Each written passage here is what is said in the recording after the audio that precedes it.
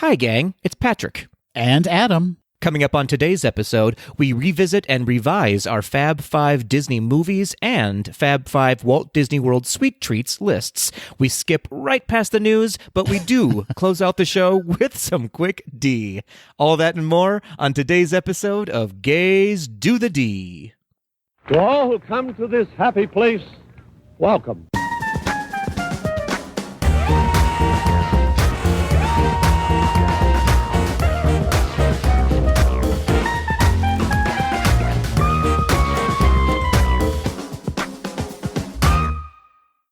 Adam Rainbow Flag Hummel. Thank you for saying flag. That could have gone in a completely different direction. I said what I said, and you heard what you heard. It still would have been appropriate, though. I mean, just between us, you could. I mean, I'm going to allow it. We're friends. Listen, I'm all for taking back terms and language. That word does not sit well with me. Understandably so, Patrick. I'm talking about flag. The word flag does not sit well with me. We're taking back flag, everybody. Patrick Prideful Kazuki. It sounds like I'm either very gay or very in The Lion King. Where's the lie, my friend? Where is it? The Lion Queen. She's here. Happy Pride to you, Adam. Happy Pride to you, Patrick. How are you going to be celebrating? I can tell you exactly how you're going to be celebrating. By not being here. Yeah, exactly. I'm currently in Walt Disney World right now, being gay as gay can be, wearing a red shirt, I'm sure of it, and just having a gay old time. Well, we can't wait to hear all about your adventures in our very next episode, your full Disney World Gay Days trip report. That's right. Before we get into that, Adam, however are you, and how are you celebrating Pride this Pride season? Well, I think I'm going to celebrate Pride this year by actually being proud. There's a first for everything. That's right. Normally, I just like to drown myself in shame. But this year I'm saying, no, Adam, stand up, pop that chest out a little bit. Maybe stand up straight for once in your life and be proud of yourself. Hold your head up. Stop slouching. No, we're not in boarding school. We're talking about pride. Wear your retainer. They're expensive. Do not lose that retainer, Adam. All that orthodontic work that your parents paid for, it was an investment. You need to keep wearing your retainer. I did not. It's true. It's very true. We're very off topic. So I'm happy. I'm happy to hear that you're going to be proud this year during Pride. No, you know what, though? I am very proud. I am very proud in the choice I've made to be gay, Patrick. Oh, dear. Oh, dear. Problematic. We're just a problematic podcast right from the start. Always have been. Always will be. So Patrick's in Walt Disney World whooping it up, which means that we are recording this episode very early. We are indeed. We're back to our old days of recording one episode a week, it seems, this time around. We're recording a week ahead of time because I will be gone when we usually record. I'll be in Walt Disney World. So this will be a little bit of a shorter episode, folks. We're not going to record the news this time around, as we're sure it will be very outdated if we recorded it now and released it 2 weeks from now. That's right. We're going to have a little chit-chat at the top of the show. We're going to move into our feature segment. We're going to close out with some quick D and give you all a chance to get your Pride Month a-cookin' early. Ooh, I like it. Our gift to you. Our gift to you is your time back. That's right. Less of us is our gift to you. We've already given that gift in the form of bi-weekly episodes, and now they're short bi-weekly episodes. We're going to wrap this up in 10 minutes, folks. Everyone's going, oh, thank goodness. Thank goodness. But in lieu of news, Patrick, there is one thing we should talk about. We should talk about all of the amazing announcements that were made at Star Wars Celebration this year. So many amazing announcements. In fact, I don't know a single one of them because I failed to watch as it happened. But you, the Star Wars fan among the two of us, not that I'm not a fan, but you're a Star Wars super fan, I would say. Would you agree with that? Super's a lot, Patrick. I don't want to take that burden upon my shoulders. There is a lot I don't know about Star Wars, but I would say I'm maybe a little bit more into it than you are. Does that work?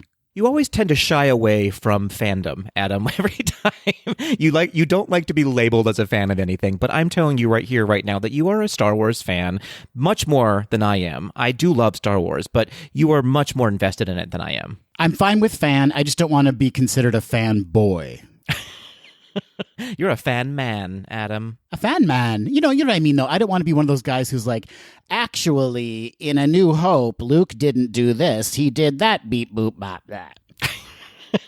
I feel like you just came for a lot of Star Wars fans, and I'm here to tell all those fans, I am here for you. I stand with you. Adam is against you. I'm against you if you neg on other Star Wars fans because you think you're better than them because they know something that, or you know something that they don't know. That's what I'm saying. Okay, fair enough. We digress. My point is, you know a lot more about Star Wars than I do, personally, and I am happy to let you take the floor and let us know all of the fun announcements that are coming at us. Let's start with some Disney Plus action. We had the release, Patrick, a little teaser trailer for the upcoming Disney Plus series Andor, which I know you watched. We did indeed, and I did indeed watch that trailer, and I was very excited about it. It feels different. It hits differently, doesn't it, this series? It does, and I think it's because it's so directly tied to Rogue One, which was also a different kind of emotional Star Wars movie from the rest of the movies. And so I wonder if that's what we're going to get with this series as well, that emotional connection. Star Wars has always been about class in a way, but this series seems to really focus on it, and those that are in the Resistance, not only like the kind of lower level Resistance members, but also wealthy people in society who are also standing up to the Empire. Yeah, it's an interesting commentary, a little bit on what's going on in the world right now today, and also just within the Star Wars universe in general. I believe, right, it is sort of the 5 years leading up to the events from the film Rogue One. Is that correct? I don't know. See, you know something I don't know. See? I do. Here's what I do know. It does feature Diego Luna again as Cassian Andor. And boy, I just want to sit in a room and just look at him all day long. Mm-hmm. Okay, I'm sure he'd be into that. I think so. There's, I'm sure there's a cameo out there somewhere, an option for a cameo that he'll just sit there and look into my eyes for about 5 to 10 minutes. Okay. All right. Patrick, very invested in a Cassian Andor meet and greet coming to the parks. Oh, more than a meet and greet. But yeah, absolutely. Absolutely.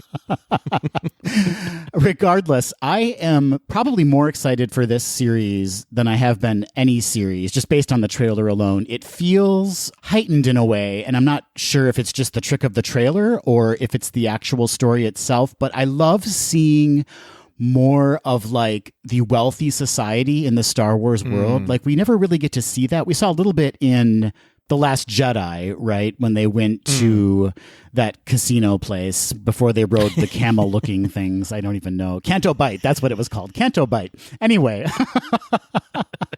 I love seeing that side of the galaxy because we just don't see enough of it in the early films. Yeah, I agree with you. This series feels a little bit less gimmicky, if that makes sense, where The Mandalorian and The Book of Boba Fett are good. They're good series, but they're a little bit gimmicky, if that makes sense. And this one feels just a little bit more grounded, and I'm very interested in that story. Also, I don't know how much we're going to be in space in this series. We didn't see a lot of space. It seems like it's very kind of focused on one planet. Yeah, and the Fiona Shaw of it all. Boy, do I love her. I am obsessed with Fiona Shaw. Love a Fiona Shaw moment. Yeah, so very excited for this series. Andor is going to start streaming on August 31st, exclusively on Disney+. Ooh, so exclusive. That's happening very quickly. I'm sorry to say, the summer is probably going to sneak right by us this year, as per any year, especially when you live in Minnesota. Summer happens in 3 seconds, and this will be ready for us on the other side of summer to kick us into the autumn time. Well, let's stick with Disney+, and we know less about this, but it was announced that Jude Law, Patrick, would be joining the Star Wars galaxy in a brand new series coming to Disney+ called Skeleton Crew. Interesting. Okay, I have some more cameo dollars to use. Jude Law's on Cameo, right? I'm certain he's not. Wow, just crushed my dreams immediately. So as I said, we don't know much about this series, but we do know it will star children And it is being directed by John Watts and is being written by Chris Ford, who previously collaborated on Spider-Man Homecoming. And of course, it's being produced by Jon Favreau and Dave Filoni. Very exciting. I'm still stuck on the Jude Law of it all. I'm obsessed with him as well. Ever since Talented Mr. Ripley, really. He's been in my heart and in my head. It's a very dark reference. Listen, Patrick, you can be in a drama wearing a cute little 1950s bathing suit, a very dark drama, and still be hot, you know? Here's what I heard. You love him so much, you just want to crush him with an oar. You want to hit his face, drown him in the water. That's how much you love him. And I appreciate that. Some say that's passion, Patrick. That's passion. To be clear, we do not advocate this. No. But it is giving me the giggles. It is giving me the giggles. Also, belated spoiler alert, that does in fact happen in The Talented Mr. Ripley. Yeah, I didn't just make that up off the top of my head, just to be clear. How many skulls have you crushed with oars, Patrick? You just pulled that out of your back pocket as if it was nothing. You know I love boats. You know? You love the sea. I do. I really do. All right. Okay. Back to Star Wars. Okay. This sounds very exciting. Right? Yes, very exciting. A great creative team at the helm. We've got a great star with Jude Law. And it sounds like it might even be more kid-friendly content from a live-action series, right? Like, we've seen a lot of animated series that's very kid-friendly, but I think this will be kind of like even more kid-friendly in a live-action version. Gotta love that. Gotta love it. All right, let's talk about some of the things that are coming to the parks, Patrick. One of the big parks announcements was that the Star Wars Galaxy Edge timeline is getting a bit of an adjustment in that several new characters are going to be doing meet and greets or appearances in the land that do not fit into the timeline between The Last Jedi and The Rise of Skywalker. It was just a matter of time before this happened, right? People were predicting this even before the land opened. There was some grief about the fact that they were limiting it so much, but we now know that The Mandalorian, Boba Fett, Fennec Shand, and yes, Grogu, Baby Yoda will be making appearances in Galaxy's Edge. I don't want to be anywhere near the crowd that is going to be just hoarding themselves around Grogu. Yeah, I mean, is that going to be a lightning lane pass? How are they going to manage that crowd? I have to imagine it's going to be a little bit like what was in Star Wars Launch Bay, where they actually did have meet and greet rooms specifically for, I believe it was BB-8 that was appearing there. I imagine that'll be the situation where it's just one person at a time in a room with Grogu. It's also hard to imagine, how are people going to contain themselves when they see that adorable little green creature? Yeah, they're going to need a bucket and mop at the ready. Let your mind do what it needs to do with that. So far in this episode, we've had a reference to murder, horrific murder, and now bodily fluids. Well, it's all out of love. It all comes from a loving place. It does. It really does. So that's going to be great to kind of expand Galaxy's Edge. It'll be fun to see where they take it from here. And the last thing I want to mention, Patrick, coming out of Star Wars Celebration, new destinations will be coming soon to Star Tours. The adventures continue. Okay. I'll believe that when I see it. I'm always on Hoth, everybody. No matter what time of day it is, I land on Hoth. Okay, I mean, there's worse places you could be than Hoth. It's a little cold, Adam. But you walk out of the hot Florida sun and you walk into Hoth? Yeah, fair. I always seem to end up on Chewbacca's planet, which I can't recall the name of right now. It's called Chewbacca's planet. You're right. Somebody out there is, actually, it's called... They were already writing their email to complain about my comments, and now they're just like, oh, here's another point I need to make. And thank you for your corrections, and thank you. We appreciate it. Blessings to you and your family. So some very exciting announcements coming out of Star Wars Celebration. Yes. Is there one that's kind of like piquing your interest the most, Patrick? What are you most excited for? I think Andor. I think from what I saw, it looks very well done. If it's anything like Rogue One, it's going to be spectacular. I think that is my favorite of all of the Star Wars movies, including all of the trilogies that happened. And so I'm excited about that. What about you? Yeah, I agree. Andor for sure. And the possibility of breastfeeding Baby Yoda. I'm going to try it. Oh, no. Oh, I can't. Well, I can't be anywhere near you when that happens, and I don't want to be ejected from the park.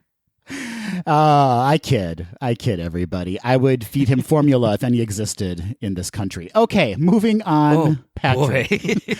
Moving on. Let's do a little This Week in Disney History, shall we? I would love nothing more than that. Let's get into it. Let's start out with the birthday, Adam. 115 years ago, on June 6th, 1907, film composer Edward H. Plum was born in Streator, Illinois. Now, Plum served as musical director for Fantasia, and he composed or orchestrated music for many, many Disney films and projects, including Bambi, Victory Through Air Power, Make Mine Music, Fun and Fancy Free, So Dear to My Heart, Peter Pan, and Lady and the Tramp. Though he never won, Plum was nominated for 4 Academy Awards, including The Three Caballeros, Victory Through Air Power, Saludos Amigos, and Bambi. What an absolute baller when it comes to Disney's music catalog. Yeah, I mean, when you think of Disney classic music, Edward H. Plum was probably involved with that. You can see the through line from Bambi to The Three Caballeros to Lady and the Tramp. It's all that very sweeping, really lovely soundscape that he created. And that name, Patrick, Edward H. Plum. Edward H. Plum is a great name, and also Streator, Illinois. I want to go to Streator, Illinois. Road trip for our Patreon fam. Everybody pack your bags. We're going to Streator, Illinois. If you're from Streator, Illinois, let us know. Send us a picture. All right, moving on, Adam, to our next item on This Week in Disney History. 70 years ago, on June 6th, 1952, an 8-minute short called Susie the Little Blue Coupe was released. Now, the short was directed by Clyde Geronimi, who directed about 7,000 shorts for Disney. He also directed Bambi, The Three Caballeros, The Adventures of Ichabod and Mr. Toad, Cinderella, Alice in Wonderland, Peter Pan. The list goes on and on and on. The short also featured the voices of Sterling Holloway and Stan Freberg. Now, Susie, the Little Blue Coupe, was an anthropomorphic car using the windshield for eyes and eyelids. Sounds familiar, yeah? The short was later credited as the stylistic inspiration for the 2006 Disney Pixar film Cars. I have never seen this short. Have you seen it?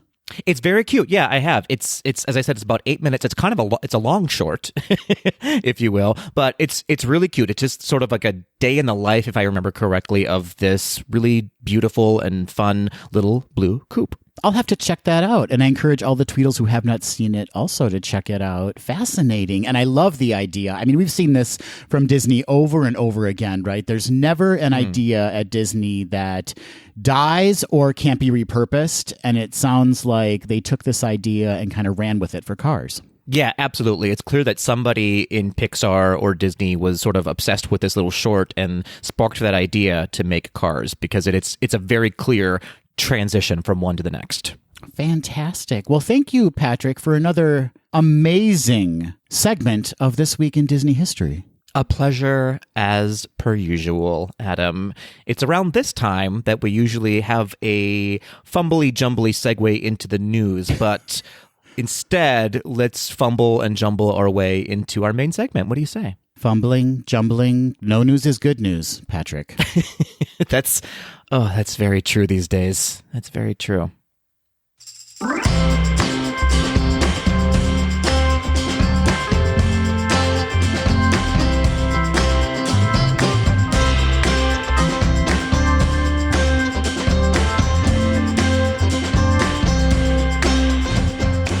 Hey, Adam. Hey, Patrick. I have a thought, Adam. Remember how you're leaving us? Remember how you're packing your bags and leaving the show?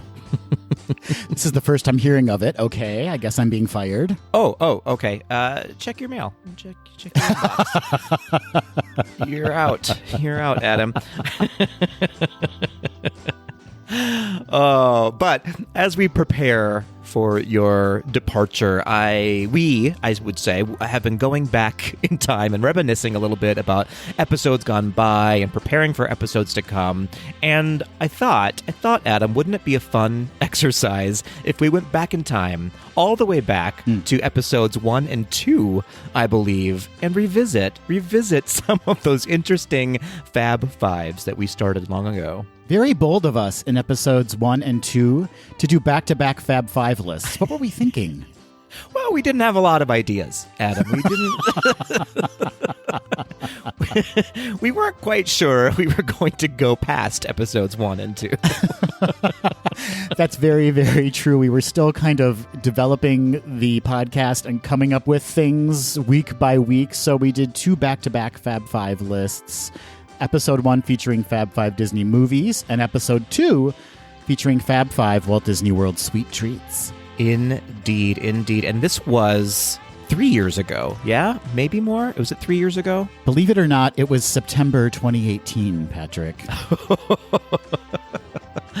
Oh, boy. I have weathered myself since then. I have seen some things. That is absolutely correct. The world has seen some things. It's true. And I imagine with the things that we have seen and experienced, our tastes and our opinions have changed quite a bit since then, yeah? Absolutely. Life is transitional, Patrick. Things are changing all the time. And not only that, but many new movies have been released since then. Many new treats in the parks have been released since then. And so I imagine some of those new offerings have snuck their way into our favorites lists. You're absolutely correct. And some of them have disappeared altogether. Some have become problematic and can no longer be. JK, I mean, maybe not JK, but you're right. Some of them, for me anyways, I imagine for you as well, have disappeared from my Fab 5 favorite lists. So where are we starting, Patrick? Are we starting with Fab 5 movies first and then moving on to Sweet Treats? Yeah, let's do that. Let's go sequential. Let's start with episode 1 and move on to episode 2. All right. Well, way back in episode 1, Patrick, your number 5 choice for Fab 5 Disney movie was The Rescuers Down Under. Is that still your choice for number 5? Jumping right in, putting me on the spot, and here's what I'll say. Listen, I was in my 30s. I was in my 30s back then. I'm a changed man. It is not in my number 5 spot anymore, Adam. I'll tell you what, my new number 5 spot is Sleeping Beauty. Oh, interesting, because that was my number 5 way back when. It was indeed. I have grown a new appreciation for Sleeping Beauty. I watched it recently, during COVID times. I kind of watched all of these movies a lot and revisited them. And I forgot just exactly how beautiful that movie really is and how inspirational it was for movies to come, if that makes sense. Totally. I'm very impressed. This speaks to your level of maturity, how much you've matured over the course of us doing this podcast. That's not true at all. That's absolutely not. If anything, I've fully regressed, but I did mature in my love for Sleeping Beauty. I forgot how interestingly Sleeping Beauty is more of a villain's story, if you will. Like the main character, Sleeping Beauty, and even the prince have very little screen time in Sleeping Beauty. It's more about sort of the villain and the side characters, which is an interesting way to tell a story. Kind of speaks to a lot of those earlier Disney films, right? Where it wasn't really about the hero or the heroine, at least not for the LGBTQ plus community. We were really more invested in the villain story. Yeah, fair enough. And this little gay Patrick was all about this movie because, as you just said, the villain, the fairies, the beautiful colors, the magic of it all. It's really a fantasy, and at its best, I think. Yeah. Totally agree, Patrick. A beautiful animated film. Thank you so much. Okay, so as you said, Sleeping Beauty was your number 5 many moons ago. Is it still your number 5? Fell off the list, Patrick. It fell off the list. Oh, no. You now hate Sleeping Beauty. That's right. I absolutely hate the film. No, just kidding. But what did replace it is something that was already on my list. We'll get to that in a bit. But Mary Poppins is now my number 5. Ooh, Mary Poppins bumped down to the number 5 spot, but still remains on your list. That's right. An absolute classic. Disney live-action magic at its very best. Of course, we've got Julie Andrews.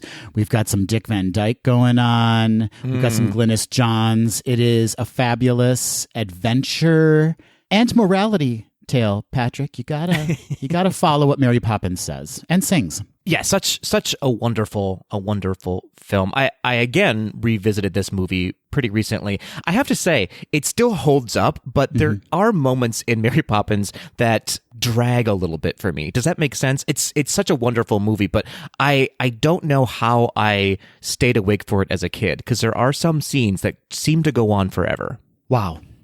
No, I totally get what you're saying. There are more successful moments in this movie for sure. And it's very much like you could lift out chunks of this film and, like be like, I love that chunk and I love this chunk. Yeah. Because it is kind of like very chaptered in like, now the kids learn this, now the kids learn this, but I see what you're saying. I get it. Yeah, but nonetheless, it is a fantastic movie, nominated for many awards and groundbreaking for its time. It was indeed. Patrick, moving on to your number 4 from episode 1, your Fab 5 choice was The Hunchback of Notre Dame. Is it still your choice? I still love this film very, very dearly, but it did not make my number 4 spot this time around. In fact, it was kicked out of my Fab 5 club this time around. Wow, you have basically just wiped the slate clean so far and said, everything I said in 2018 was trash, and here's what I really, truly love now. I'm a brand new person.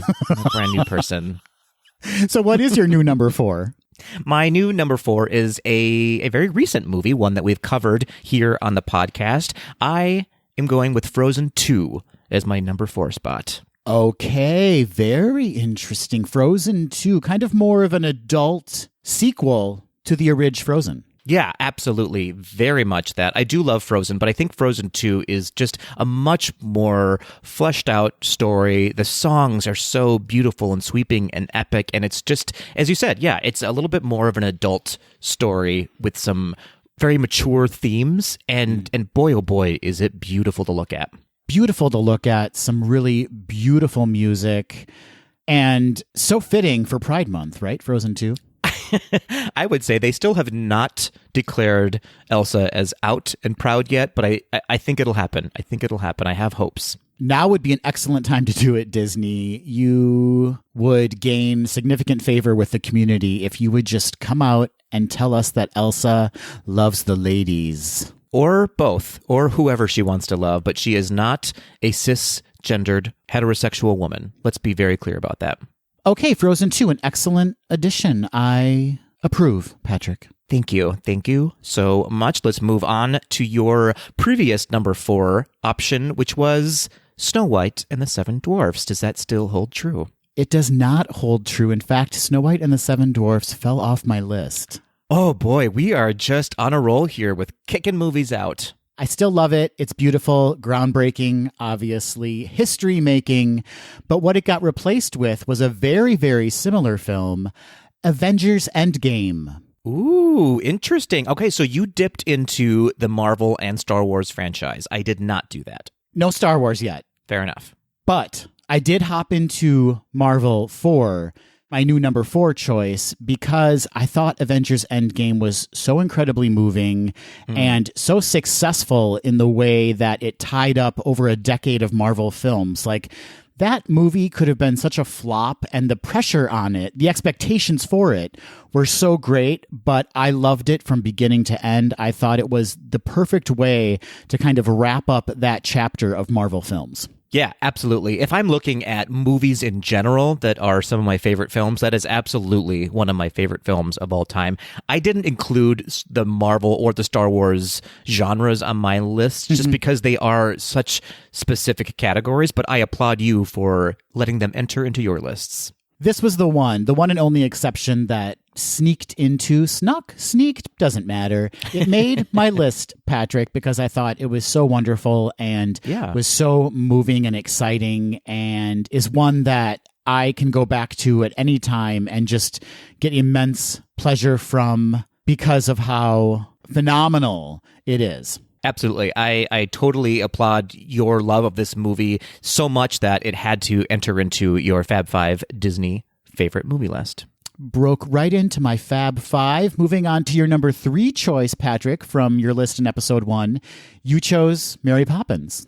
I did indeed, and she has been kicked out. She's been kicked out of the club and replaced with Coco.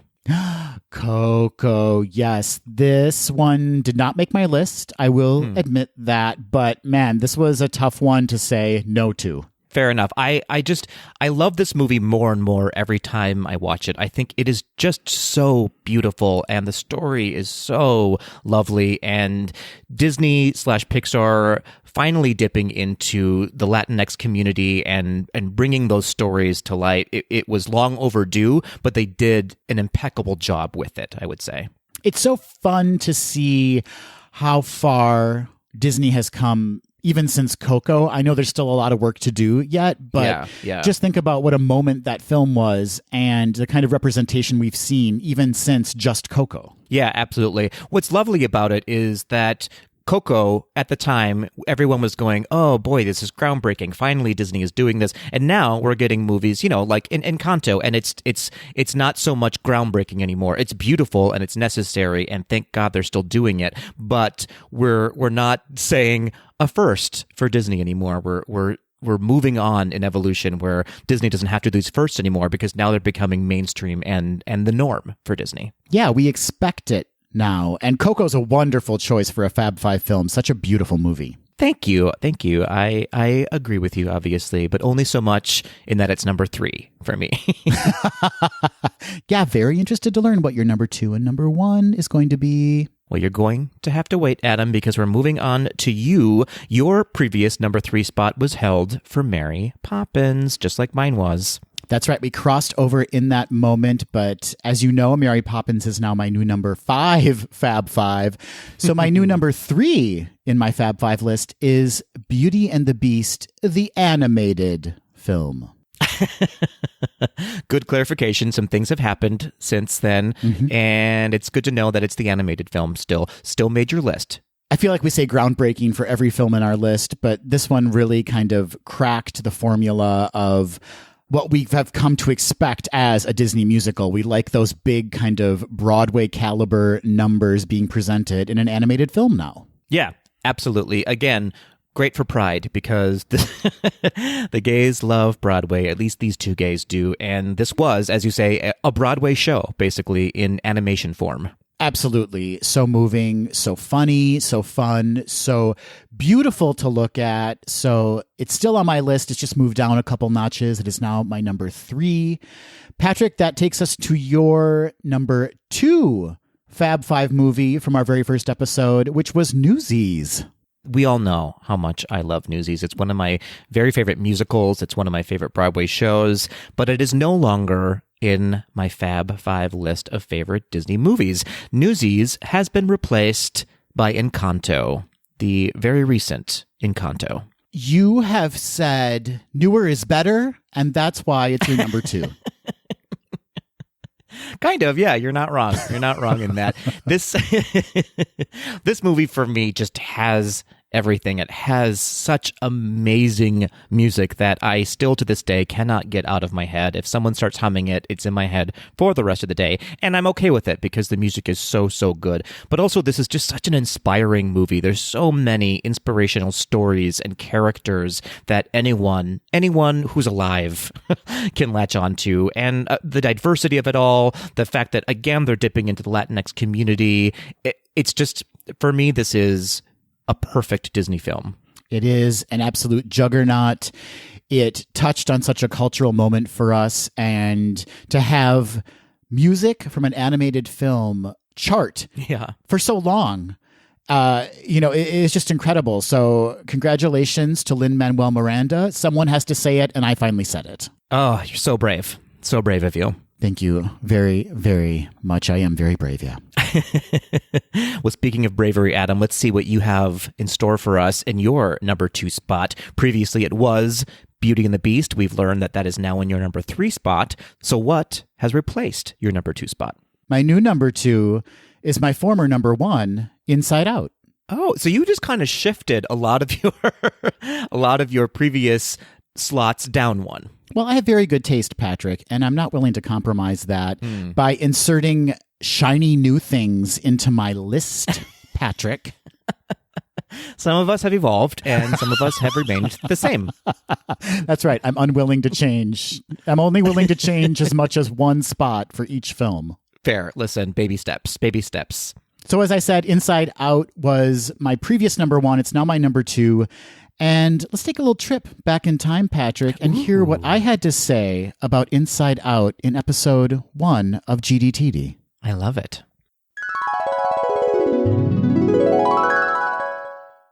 Okay, so number 1. Yes. My number 1. I'm so excited. From 2015. Can you believe it? Not so long ago. Wow. Inside Out. Oh. I have a story to tell. Uh-oh. And you already know this because you were with me the first time I saw it, although you may not realize it. Okay. We were on a plane together, traveling back from Walt Disney World. I do remember. And Inside Out happened to be one of the options on the plane. And I hadn't seen it, so I decided to give it a try. And I had seen it already at this point. I'm excited for you to see it. You had. I was ugly crying on that plane. Like, people must have thought that something was wrong with me, perhaps. I think people thought that I was breaking up with you. That's probably what was happening. Yeah. That's probably what they were thinking. Anyway. It is an incredibly beautiful movie. First of all, the family, originally from Minnesota, and that's where we record this podcast. Yay. Yeah. So, got to give it up for Minnesota. You really do. Yeah. The voice cast in that are some of my favorite people of all time. Yeah. Amy Poehler. Yep. Bill Hader. Yep. Who else? Mindy Kaling. Amazing. Yeah. And Phyllis from The Office. I was just going to say, and the woman who played Phyllis, I'm so sorry. I don't know her last name, but her name is actually Phyllis in real life. Is that a fact? I think so. Yeah. Wow. Yeah. She's phenomenal in it too. Phenomenal. Fun fact. Bill Hader actually called Amy Poehler to get her to do the movie. I guess he had been hanging around Disney Studios. He was working on another project for them before Inside Out. And he plays Fear in Inside Out. And he knew he was going to be in it, but the animators or the producers were too afraid to call Amy Poehler to offer her the role because they thought she was so cool and like they would turn her down.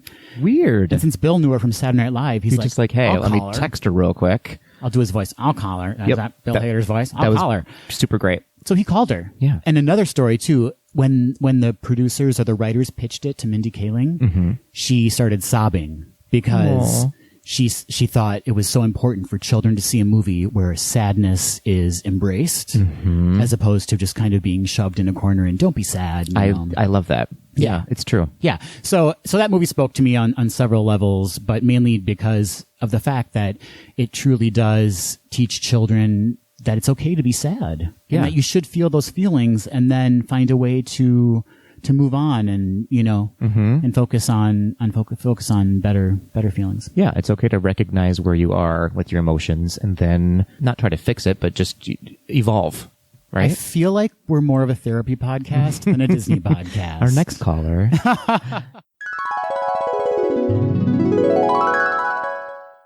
Well, that was hard to listen to, Adam. That was...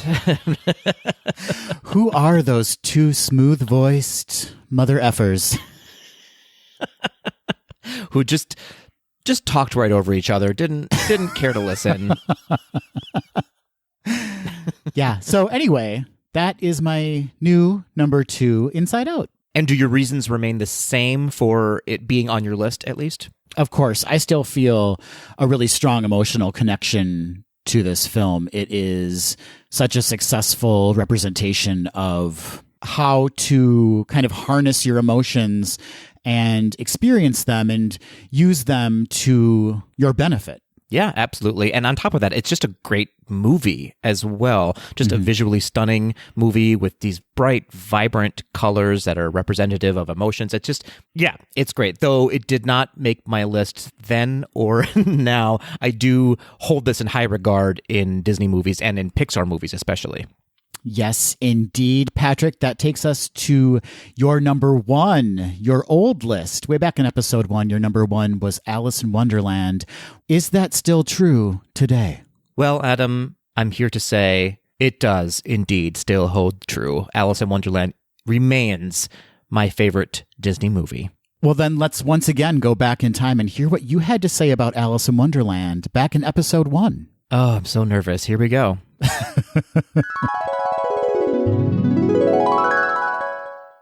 Mine, for those who know me, probably won't be a huge surprise. I'm going way, way back to Alice in Wonderland. I knew this was going to be your choice. We come full circle on this podcast itself because we were talking about the ride earlier. Yes. Alice in Wonderland is, for me, the best example of good storytelling. Specifically in a Disney movie. It's got imagination, it's got whimsy, it's got a little bit of darkness to it, it's got a great adventure story, and some of the best characters I feel in any Disney movie. The Cheshire Cat specifically is probably my favorite Disney character. So that's one for me. And the whole Tea Party, the March Hare, the Mad Hatter, they're just such great over-the-top characters that you can't help but fall in love with. Again, incredible art direction, incredible backgrounds. There's so many things happening in one shot sometimes that my mind is blown by just trying to stay on top of all that from page to page, like you were talking about. I really like Alice in Wonderland. It was one of the few VHS films that we owned in my house. Oh. And so that was on heavy rotation. Yes. But it always makes me feel a little funny in my tummy. You know, it's like... Like Winnie the Pooh? More like it's a trip. You experience things when you watch that movie. That's true. And as a child, you don't fully understand. I mean, even as an adult, I fully don't understand what's going on. But as a child, it's very twisty and turny and deals with more complex issues. It does. So when I was watching it as a kid, I'd always be a little bit upset. In the stomach, but still appreciating the beauty of it. And again, beautiful music in that too. Really beautiful music. Also, again, this is an example of Walt Disney making movies that were for children and for adults, like you said. Like the innuendos in that movie of like the caterpillar smoking on the hookah and the eating the mushrooms. And well, there's even that song. What's that song about? Go Ask Alice or, someone's yelling at me right now listening to this. Oh my gosh. I It's don't about know. one side makes you smaller and one side makes you taller. It's a very trippy song. I'll think of it later and maybe in a next podcast I'll just say this is what I was talking about. Randomly shout it out in the next episode. I will. And then we'll just inappropriately. We'll just move on. A brief pause and then move on. Yeah. I like it. So yeah, Alice in Wonderland. I love it. Mm-hmm.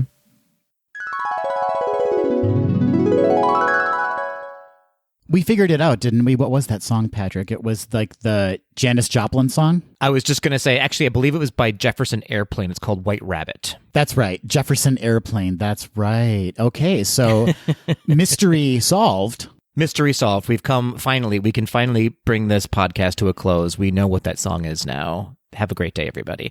No, just kidding. And your number one remains Alice in Wonderland. Yeah. Anything you'd like to add to your thoughts from several many years ago? Yeah, what's interesting, everything that I said remains true. I just love the beauty of this movie. It is quintessential classic Disney for me, which I love classic Disney, and this sort of sets itself in what classic Disney looks like and means to me. Mm-hmm. But I was thinking even more recently, and it's funny how this struck me recently of something that I pull from this movie that I didn't realize that I pulled from it, is just sort of the story of somebody embracing curiosity and not being afraid to question authority, if that makes sense. Mm-hmm. So much of this movie is about people in leadership following arbitrary rules because that's how they've always been done, right, and questioning what needs to change and why it is that way, and swinging left and swinging right so you can get to a place where you feel comfortable. And that is so poignant and relevant today. And I'm getting a little emotional talking about it because of everyone knows everything that's happening in the world right now. And it's just such an important story to remember that it is okay to be curious, and it is okay to question authority, and it is okay to stand up for yourself. And that is sort of the root of what this entire story and movie is about. Damn, Patrick. I didn't know I was going to go there. I did not know I was going to go there today, but it all kind of hit me this morning when I was thinking about why I love Alice in Wonderland and what it is that draws me to that story. No, everything you said is so powerful. I loved it. Yeah, speaking truth to power and really being heard and not just following society's norms because it's always been that way. Exactly. So there we go. Alice in Wonderland was and is my number one favorite Disney movie. Adam, what do you have to say for yourself for your number one? If we remember, Inside Out used to be your number one slot. Well, Tweedles, it may not be that hard to piece together what my new number one is based on Inside Out being my former number one and now my number two. My new number one is Soul. I had a feeling it was going to make your list. I wasn't sure it was going to be number one, but Soul, a new addition to your Fab Five list.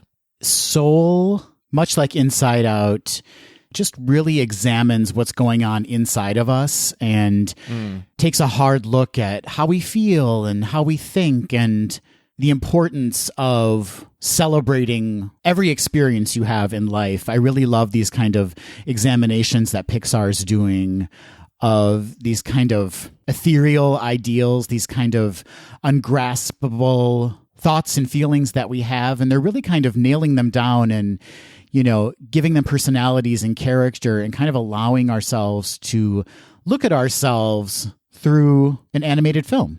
Yeah, absolutely. I think when we reviewed this film originally, we sort of tied it to and called it a companion piece to Inside Out. So it makes sense that you are tying these two movies together as well. Yeah, I just found it so moving. And I mean, the last 15 minutes of Soul is something I keep going back to and reminding myself of the kind of importance of celebrating each and every moment in our lives and trying to hold on to them as long as we can. So it did rocket to the number one spot on my new Fab Five list. A quote sort of pops into my head when I think about the movie Soul, and I can't remember. It was a philosopher who said it about sort of the unexamined life not being worth living. It's kind of a darker quote, but for me, it holds true to the movie Soul in that if you're not paying attention, if you're not examining what really makes you happy, then what's the point of it all, right?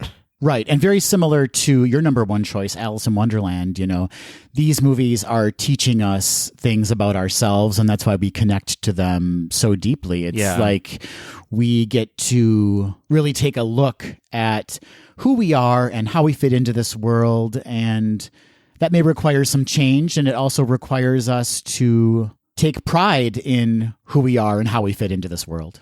Ooh, I love it. I didn't know we were going to go so deep on today's episode. I thought it was going to be all just fun and fancy free, but we are getting into it today. We are. Let's stop that nonsense right now and head on into our Fab Five list from episode 2. Well, there's an argument that could be made that you can really tell a lot about a person by what they put in their mouths, you know? That's true. That's very true. You do speak the truth about that, Patrick. So, as we've already mentioned, our second episode featured our Fab Five Walt Disney World Sweet Treats list. Patrick, your number 5 choice was the marshmallow treat, which could be found at Storybook Circus and bakeries throughout the resort. Is that still your number 5? It is not my number 5 anymore, Adam. Though I do love those marshmallow treats. I think they're delicious. There's something in the water at Disney when they're making their sugary treats. That vanilla flavor is you can't really replicate it. But that being said, my new number 5 favorite treat is a little bit generic, but please hear me out. I placed specialty floats and ice creams in my number 5 spot. Now, I know that this is a little bit of a cheat because what does that even mean? But if you remember some of the favorite rotating treats that come in and out of the Magic Kingdom specifically, I'm talking about the Peter Pan float, the Red's Revenge, the Lost Princess cone. I just think they're all so delicious to me, and they all have that really tangy, delightful, bright, refreshing flavor. I love them. I always look for them when I'm in the parks, regardless of what the new flavor is. I'm usually pretty confident that I'm going to love that new flavor. Painting with very broad strokes right out of the gate, Patrick. But very smartly, I have to say, because those kind of treats, which are just kind of like limited edition or like limited in time treats, are so special in that, you know, you can go back to Walt Disney World and get the same thing over and over again. But it's these kind of like pop-up treats that really spark our interest and really excite us when we're on a trip. Yeah, absolutely. My new favorite go-to spot is I believe it's called Storybook Treats within the Magic Kingdom, and that's usually where these items can be found, and they're almost never a disappointment. So good. I do recall that Peter Pan float on one of those hot Florida days. It was so refreshing. So refreshing. I hope they bring it back sometime. Bring it back. Okay, excellent. Number 5. Thank you so much. Let's move on to your previous number 5 was the pineapple upside down cake with Dole Whip, which was at the Aloha Isle. I think it still is. I think it's still a thing there, isn't it? It is still available, yes. Interesting. Is that still your number 5 sweet treat? It is not my number 5, but it does appear somewhere else on my list. But my new number 5 are zebra domes, Patrick. So good. Well done. Well played. Well played. That is on my list of, should it make my number 5? It didn't quite, but zebra domes. Good job. If you have not had them, folks, they are available at Boma at Animal Kingdom Lodge. I believe they're also available at the quick service there. They might be available at some other locations as well, but they are a delicious sweet treat, kind of like a little domed in chocolate liqueur mousse with a little kind of like brownie bite at the bottom of it. And it's just the perfect little sweet treat if you just need a little something. They're like an adult, sophisticated version of like a Little Debbie's cake. You know what I mean? Yeah, so good. So they had to make an appearance on my list. I've been thinking about them a lot lately, Patrick, and I've been needing one. Yeah, me too. It's a shame that you have to go to the Animal Kingdom Lodge to enjoy them. But they're boozy, everybody, so they can't have them everywhere. And I kind of like a little out-of-the-way thing, just makes it that much more special. Yeah, agreed. Well done. I applaud this choice. Thank you very much, Patrick. Moving on to your number 4 from episode 2, you listed sour cherry balls from Goofy's Candy Company, and those are available at gift shops around property. Is that still your number 4? It is no longer my number 4, though I do grab those balls every time I'm in Disney on a trip. Listen, sorry about the innuendo, but put those balls in my mouth. They're so good. Hey. They are. They're very good, Adam. I don't know why you're offended by that. But my number 4 spot has been replaced by the Lefse in the Norway Pavilion. Oh my goodness. What a fall from grace. This was previously your number 1 sweet treat. It was in my number 1 spot. It had to remain on my list at some point. I do still love it. I do get it almost every time I'm in the parks, but it is no longer number 1. It is number 4 now. Well, let's hear what you said way back in episode 2 about the Lefse in the Norway Pavilion in Epcot. So my number 1 is a little off the beaten path, I feel like. This might be controversial for some. It's the Lefse at the Norway Pavilion in Epcot. I am bowled over right now. It is my absolute favorite must-have treat at Disney World. I'm sorry to interrupt. No. You introduced me to did. that treat. I did. And I loved it. Yeah. But for that to be your number 1 is shocking. Here's why. It's addicting. So a lefse is a potato flatbread, not unlike a tortilla from Norway, and it's filled with this cinnamon sugared cream cheese. As am I. Yeah. And they roll it up and they cut it in half. So it's a pretty substantial dessert. So you can share it with a friend or share it with yourself. Or an enemy. Make a friend. Make a new friend. Let's all make friends with treats. And here's the kicker. It's only $1.99. That is an incredible deal. I feel like that's the best deal treat-wise in Disney World. And for us we are based out of Minneapolis, Minnesota. For us to say there is a delicious lefse treat in Epcot is a pretty big deal. Right. We know lefse. We are hearty Norwegian That's right. folk. And I've tried to make it at home, and it's not the same. There's some Disney magic happening in that lefse.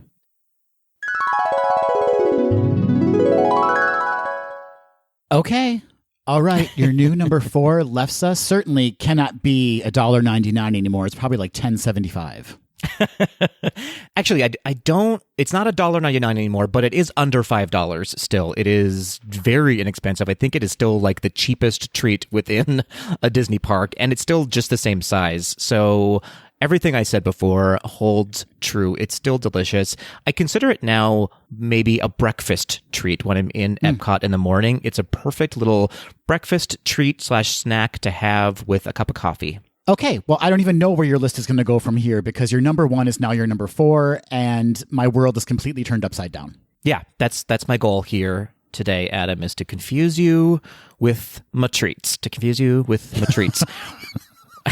Well, let's move on, Adam, to your number 4. Still can't pronounce it. I don't know how to pronounce it, but your number 4, also in Epcot, in the France Pavilion, though, is the croque glacée, I believe it's called. I think it's just glass. I Google translated it this week, and I think it's just glass. Great. The croque glace. You're eating some glass. Talk to us about whether or not you're still eating glass in your number 4 spot. Glass is no longer a part of my diet. I have said goodbye to glass, mainly because it is a beast of a treat. Like, that is a sweet meal, essentially, and I just don't need that in my life when I'm walking around a Disney park anymore. I've come to my senses, Patrick, and my new number 4 sweet treat is my former number 5 sweet treat, the pineapple upside down cake with Dole Whip from Aloha Isle in the Magic Kingdom. Moving on up. Interesting. So you like it one more than you did 4 years ago. Just one more, Patrick. Just one more.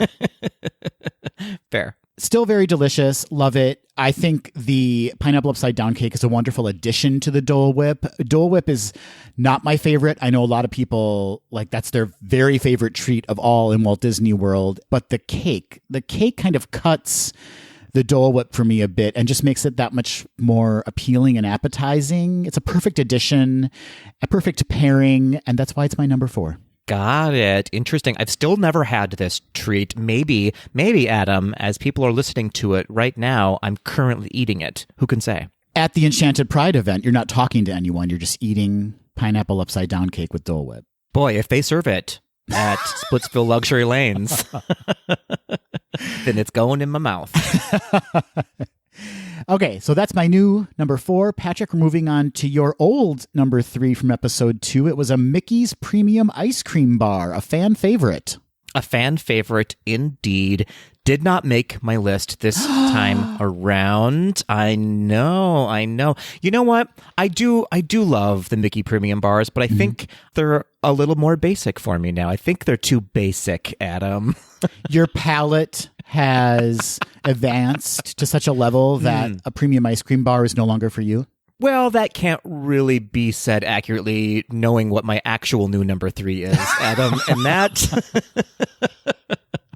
again, is a little bit of a generic one, but it's more of an experience for me than anything else. I'm talking about Disney cupcakes, specifically from the bakeries, but specifically from the cafes in the resorts.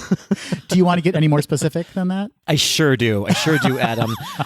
I'm talking about an 11 p.m. after the parks, bad decision cupcake from the resort cafe. They're usually just a little bit chilled, a little bit, a little frosty on them, bringing it back to your resort hotel and then devouring said cupcake in your eaten bed. Yeah.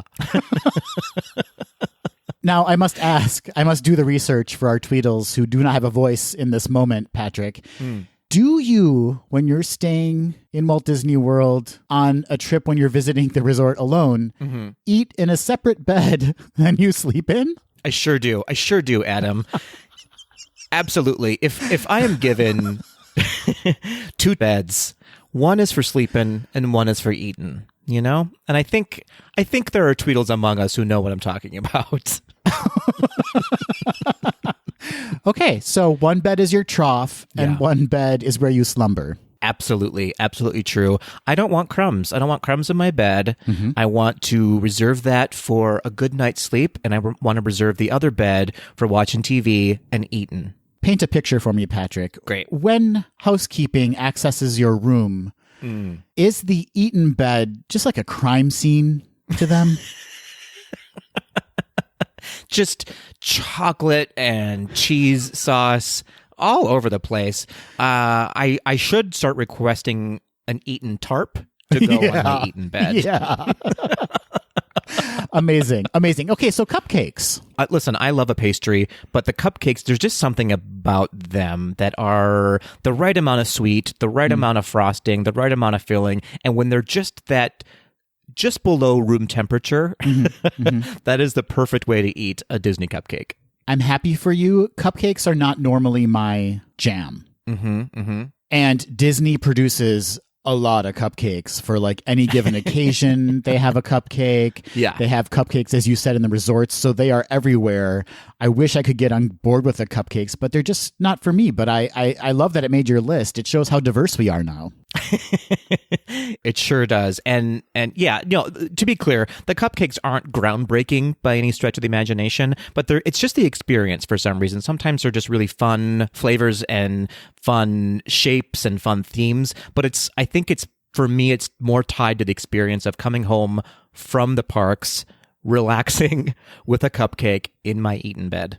Totally get that. Totally understand. In fact, that same kind of mentality has found its way into my new number 3. Oh, interesting. Okay, let's move on. Your number 3 was the red velvet whoopie pie. Formerly found, or maybe still, I can't quite track down where it's located, if anywhere, but it was formerly at the Sunshine Seasons in Epcot's Land Pavilion. Got it. Very delicious. I don't know where it is now. May still be there. Who knows? But my new number 3 are cookies. Patrick, cookies. Oh, we both went kind of generic with our number 3s. We certainly did. And as I mentioned, that same kind of setup, I love grabbing a cookie, coming back to my room, and I tend to throw caution to the wind and eat my cookie in my actual bed, but I do like to have a cookie as a sweet treat before bedtime. Now, unpack what cookie means for you, because cookie is a very broad term. Is it sort of the Minnie's Bake Shop hard cookies that you dip in coffee, or are you talking about a soft cookie? Thank you for asking. I'm happy to expand on this, Patrick. There were cookies that used to appear in the Main Street confectionery in the Magic Kingdom that I think are now packaged as Minnie's Bake Shop cookies, but they used to be in the cases as their own cookie. I know what you're talking about now. Yeah, absolutely. The Minnie's Bake Shop cookie has taken an evolution over time. Right. They still look like this, but they kind of look more like a biscuit. Like they're thicker. They're kind of conical. Is that a word to describe a cone? But like the top 3/4 of it had been shaved off. So like there's kind of like, a little bit of a slope to the side of it. Anyway, they used to be like served in the cases, and I'm sure they're great, but I don't want it packaged. I want that cookie, and I want it free range from the cases in the confectionery. Cage-free cookies only for you. That's right. I also found them previously at the Beach Club when I was staying there, and I found them in Disneyland at Marceline's Confectionery in downtown Disney. But I think now they're only packaged, and Disney seems to be selling more of like the giant Mickey ear cookies or like just a giant kind of more standard round cookie. Yeah, absolutely. I know exactly what you're talking about. They almost looked like... Go with me on this journey. They almost look like a dog squeaky toy version of a cookie. Like they were just fake looking almost, but so delicious. Yeah. Not a traditional cookie look for sure. Looked more like a biscuit from KFC, if you ask me. But, yes. They were so good. And I would like to dunk them in some milk when I'm back at the resort, So I miss that cookie. I know now that Gideon's has like taken over as like a fan favorite at the resort. Yeah. I haven't had a Gideon's cookie yet, but it seems like there's a lot going on in a Gideon's cookie, and I like a more balanced cookie. You might find favor in the basic sort of chocolate chip Gideon's cookie then. Okay. I'll give it a shot when I'm there next. I would say they are similar to what you're looking for. That's all I really want to hear, Patrick. Thank you. You're so welcome. Okay, so cupcakes and cookies for us in our number 3 spots. Cupcakes and cookies at bedtime. Patrick, that takes us to your number 2, which back in episode 2 was, R.I.P., the Smoky Bones Bourbon and Bacon Chocolate Shake from Trilobites at Animal Kingdom. R.I.P. indeed. Although I'm happy to report that a version of this has popped up in other places around Disney World, but it's not the exact same thing. So it did not make my list this time around because it does not really exist. Instead, I have replaced it with a Magic Kingdom exclusive treat called the Cattail from the Cheshire Cafe. Love a cattail, Patrick. What an excellent addition. Thank you so much. These are so good, and I recently discovered them. They have been around for many, many years, but they are so delicious. I had one maybe within the past year or so. It's sort of a croissant, if you will, or a puff pastry, shaped, of course, like a Cheshire cattail, with chocolate swirled on the inside, topped with some chocolate chips and reddish, purplish Cheshire cat colored icing, basically. It's a fancy donut, or a cronut, if you will, but it's so delicious and so specifically tasty. I don't know. I haven't had anything quite like it since I've had that. Yeah, these are delightful, and they don't destroy your day. No, they're not too big and they're not too heavy. You can share them, but you can easily take one down and be ready for more. This is also, much like your lefse, would be a great kind of morning pastry to have with some coffee when you get to the Magic Kingdom. Yeah, absolutely. It's a little sweet for me for breakfast. I'm more of a savory breakfast kind of a person. But yeah, absolutely. It's definitely a breakfast pastry. This is such a great addition, and if you have not had one, Tweedles, this is a mainstay from the Magic Kingdom, as Patrick said, so the next time you're in the park, go out and find one for yourself because they are so tasty. And it's kind of fun that they're themed specifically to the area that you can find them in. They're only there at the Cheshire Cafe, right outside of the teacups, basically. Yeah, a great choice, PK. Thank you so much. Well, let's move on to your number 2 sweet treat in the parks. It was previously the Spice Trade Candy Bar found at Sanaa in the Animal Kingdom Lodge. That's right, which I just checked the menu this week, and it appears that it's no longer available. Oh, no. Your tastes were very limited back then and exclusive. Very in my feelings about the loss of that candy bar. Would love to experience it again, but it has been replaced by a cookie, Patrick. Interesting. So it must be a very specific cookie if cookie made your list twice. It's a very, very specific, very special cookie. I'm talking about the caramel apple oatmeal cookie from Caramel Couché in Epcot's Germany Pavilion. Now, I need to know when and where you're having these treats, because I feel like when I'm on trips with you, I never see you eating these treats. I didn't get one of these the last time we were there for the 50th? I don't believe so. If you did, it was behind our backs. It was a sneaky cookie. No, I don't think I did, now that I think about it.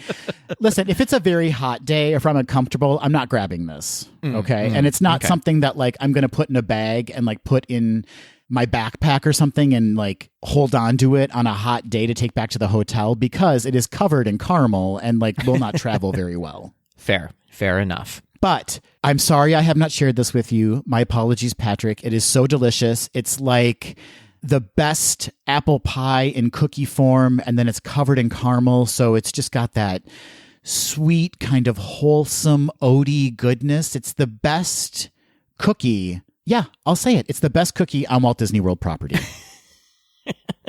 Fair enough. I'll have to experiment with that cookie next time I'm there. Please do. Please take some time to enjoy it. I will give you a word of warning. They do sell out very quickly because they are very popular. So I would rope drop Caramel Couché, y'all. Rope drop it. Fair enough. Maybe that explains why I've never heard of this treat before. A lot of your treats are ones that I've never ever seen before. This one specifically, Patrick, I tried to get on one visit to Epcot. Fortunately, we were going back to Epcot the next day, and they had some available. But that first time I went, they were sold out, and my little gay heart broke. Your whole trip would have been ruined if they had not been there the next day. Absolutely ruined. So that's my new number 2, the caramel apple oatmeal cookie from Epcot's Germany Pavilion. So delicious. Well, we're moving on, Adam, to our very last items on our lists. That's right. Your new number 1, because we now know your lefse is your number 4. Patrick, what is your brand new number 1 sweet treat from Walt Disney World? My new number 1 sweet treat. I'm surprised at myself that it did not make my list last time around, because it is a staple in my life, so much so that I stock up on them when I'm in the parks and bring them home so I can enjoy them for weeks and weeks to come. I'm talking about the Mickey Crispy Treats. Yes, indeed. Now, you're referencing the packaged treats, right? Because you said you're bringing them home with you? Well, yeah, so they do have them packaged, but they also have them fresh baked in a lot of the bakeries. So, yes, I do bring the packaged ones home with me, the sort of plain ones, or sometimes they're dipped in chocolate. Yeah. Delicious nonetheless. But very specifically, the ones that are fresh made that day, for me, nothing better and nothing tastes quite like Disney to me than a crispy treat from Disney. Their recipe cannot be duplicated. And believe me, I've tried many, many times. They are so good. I've had several. Also a great kind of pre-bedtime snack to sneak one of those out of the park and head to your hotel room and just enjoy it. Yeah, absolutely. If you're looking to stay up for an hour past your actual bedtime because you've ingested so much sugar, this is a really good option for you. And they come in so many flavors too. And I'll tell you what, I celebrate every flavor they have in the Mickey Crispy Treat. And by flavor, I mean the toppings. The marshmallow vanilla flavor shouldn't ever change. If you ever change it, I will burn your house down, whoever is in charge of those. Okay, I was fully expecting you to say murder you with an oar, but you have... Yeah, no, that comes from love. This comes from hate when you burn someone's house down. Got it. Yeah, they do have wonderful toppings. I've had a wonderful kind of like Maleficent-shaped headdress one on a stick that was dipped in chocolate and had some of those like purple sugar sprinkles on it. And it was so great to have that kind of like crunchy coating on top of the chocolate and then on top of the Rice Krispie treat. So many layers, Patrick. So nuanced, you know? I do. It's such a simple treat and yet a little bit sophisticated sometimes with the flavors that they do. And I don't know how they keep them so soft for so long. I'm sure it's poison somewhere in there, but it's delicious. If I had to pick a favorite, and I haven't seen it for quite some time, so please bring it back. It is the mix of the chocolate and peanut butter chips that are on top of it. So good, so delicious. That sounds amazing. I would love to try that. You shall. I promise you, someday you shall. Well, a wonderful new number one to your Fab Five list, Patrick. Great job. Thank you so much. Moving on, Adam, our last treat of the day, your number one. Is it new? Is it old? Who can say? Here's what you said last time. The hummingbird cake from Chef Art Smith's Homecoming within Disney Springs. And Patrick, no change. Remains the same. All right, well done. I love it. I adore it. Here's what I said way back in episode 2. My number one is the hummingbird cake. Again, another dessert. Adam, why do you always have to choose the largest sweet thing you can put into your mouth? Because you're correct. You come correct when it comes to desserts. It is the hummingbird cake from Chef Art Smith's Homecoming at Disney Springs. I've heard a lot about this, actually, because it's kind of a newer restaurant, right? That's right. Yeah. That's right. It's a newer restaurant. I ate so much food at this restaurant that I question my sanity. We were ravenous by the time we got there. Yeah. We had been in the parks during the day. Yeah. We went over to Disney Springs for dinner. We had an incredible meal, incredible service. Great. I had fried chicken with donuts. Oh, my. Yeah. And that wasn't the dessert? That wasn't the dessert. Okay. That was just my meal. Watch out. We also had several appetizers. I think there were hush puppies. Oh, yeah, I know exactly. There were hush puppies and there were deviled eggs involved. Oh, my gosh. Then I had the fried chicken and the donuts. Oh, man. I had a couple of adult beverages. Some involved moonshine. Oh. Yeah. Okay. And then, to top it all off, yeah, the hummingbird cake. Hummingbird cake is basically a pineapple cake and a banana cake. Okay. And they had a baby cake. And the baby cake got real big real fast. Wow. And it got smothered in cream cheese frosting. Oh, I love that. And I ate the baby cake. You sure did. Yeah, I mean, I shared it with Matthew. Well, did you share it or did you, like, bestow upon him a bite? A tiny bite. Yeah. And he had to roll me out of that restaurant. I was in so much pain. And we had to walk back to the boat, back to Port Orleans Riverside. That walk back through Disney Springs was a struggle. I did not feel well. I felt simultaneously amazing and completely disgusting. This doesn't feel like a promotion option for their desserts, but I'm with you. I understand. Anyway, if you happen to go to Chef Art Smith's homecoming at Disney Springs, the hummingbird cake needs to be something that goes down your throat.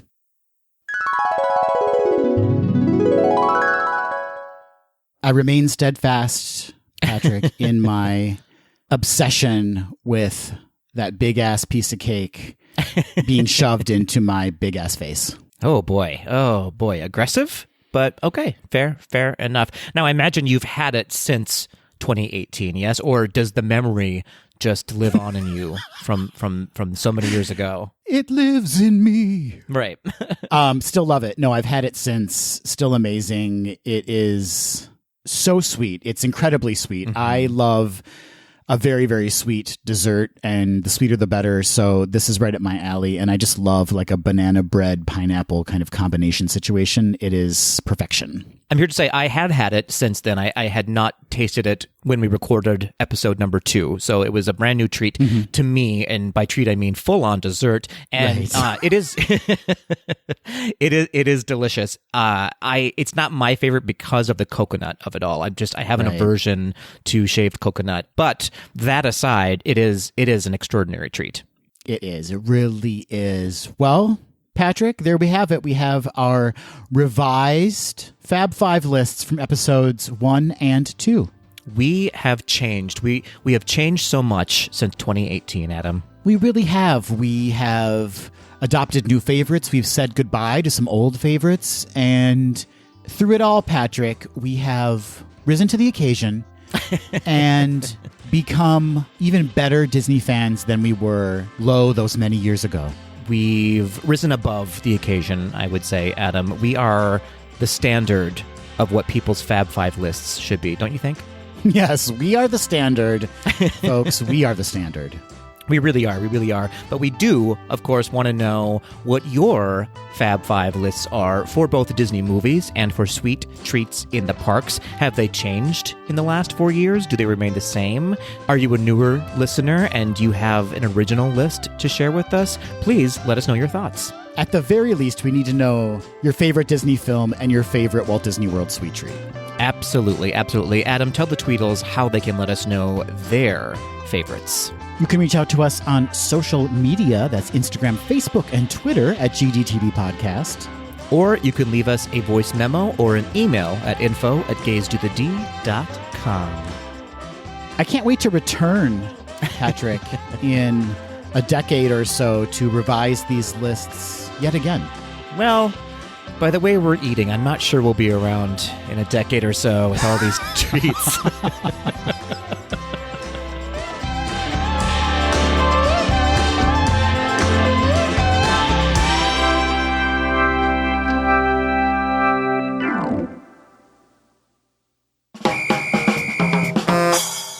Hey, Patrick. Hey, Adam. Well, we said it would be a shorter episode, and we lied. We lied to the Tweedles. We did. We found a way to make it even longer than usual. Hey, gang. It's the end of the episode. I'm sorry to disappoint you, but that's where we're at. But we're going to leave you with a laugh. We always love to leave you laughing, and we always do. Don't we, Patrick? We do. We love to laugh. Ah, ha, ha, ha. Long and loud and clear? Mm-hmm. And that's really our guarantee to you with every single episode. You are going to be peeing your pants with laughter. We have never let you down before. Never, ever. That's why we rank number 1 in the comedy podcast lists. We chart at number 1. But anyway, we are at the end of the episode. That means it's time for Quick D. This week, we are going to be doing Quick D Classic. That means Patrick and I are going to be asking each other a question we have not been privy to prior to recording. And we're going to answer it off the cuff. Off the laughter cuff. Patrick, won't you please ask me your question first? I will indeed, Adam. As you know, we skipped right over the news today because we are in an off timeline. We didn't want to be irrelevant when it comes to the news. But breaking bulletin, Adam, something just happened. What happened? What happened this week in Disney news? Well, Patrick, as is the case when we do record episodes ahead of time, there was a huge announcement. And that announcement was that Walt Disney World is adding a 5th gate. Oh. Excellent. Very exciting. Tell us, Adam, what that might be. I'm frustrated you asked because I don't have an answer, but... Got it. Fair. It's just a gate. That's all they let us know. No, they did in fact announce a new park, and that new park is called Flop Kingdom. Flop Kingdom. I think I know where you're going with us, but please explain what Flop Kingdom is bringing to the crowds. It's bringing flops, Patrick. It's celebrating famous Disney flops. Sensible. They have to live somewhere. That's right. I'm talking movies. I'm talking television series. I'm talking attractions. I'm talking treats. I'm talking merch. All of the flops in one park. It's really, if you think about it, like a discount warehouse of Disney ideas that just never really took off. I like this. I like this idea. Seems very open for interpretation, though, of what a flop might be. Very true. One person's flop is another person's fabulous. There you go, from flop to fab. Just to give you a hint of what to expect, Patrick, the Nighttime Spectacular will be Disney Enchantment. They're ripping it from the Magic Kingdom currently into Flop's Park. Flop Kingdom, how dare you? So sorry, Flop Kingdom. You know who belongs in Flop Kingdom? You, for getting the name of the park wrong. I sure do. I'm the worst. It's clear. It's very clear. All right, Patrick, moving on. My question for you. Yes. Now that we know that a number of beloved Star Wars characters are going to be making their way into Star Wars Galaxy's Edge, Disney has decided they need to add one more ride, one more attraction to that land. What is that attraction going to be? That new attraction is going to be the Rancor Pit, Adam. It's the Rancor Pit. I'm kind of really into this. Please expand on your idea. Me too. I thought it was going to be funny, but now I'm kind of interested in pitching this to Disney. Yeah. You get to battle a Rancor in Jabba's palace. High stakes. Those Rancor are vicious, vicious beasts. They are indeed. Someone else on the opposing team, though, gets to design the Rancor and its personality traits and strengths and weaknesses, and you have to come up with how to defeat said Rancor. So if you and I were visiting Star Wars Galaxy's Edge and got a lightning lane spot for this attraction, and you were designing the Rancor to battle against me, what would that look like or be like? Well, the Rancor would be a baker, and he would just leave little cookie traps all over the place. Yeah, you know me. You know that would get me. And his name is actually Cookie the Rancor. And so you just couldn't be, you're like, I can't kill Cookie. I can't kill Cookie, but Cookie's going to give me diabetes, for sure. And that's how the Rancor defeats you. It's a long game. It's the long game.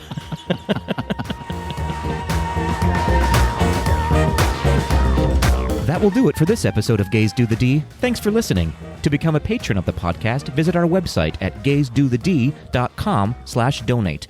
For a donation of any amount, you can receive exclusive Gaze Do the D content and help us continue to bring you the very best Disney news and discussion. Continue the conversation after this episode on Facebook, Instagram, and Twitter at GDTD Podcast. Submit your questions or show ideas to info@gazedothed.com. Have a great week, everybody. See ya real soon.